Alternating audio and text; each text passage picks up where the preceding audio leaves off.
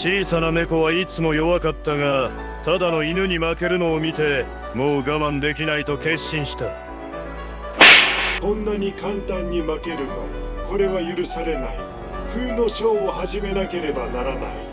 86年間山で修行し、水だけを飲みマンゴーだけを食べ、知る者のエネルギーを吸収してスーパーシグマになる。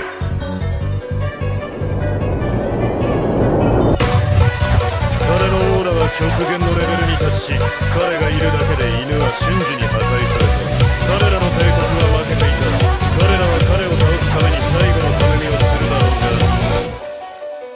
が、それは無駄だろう。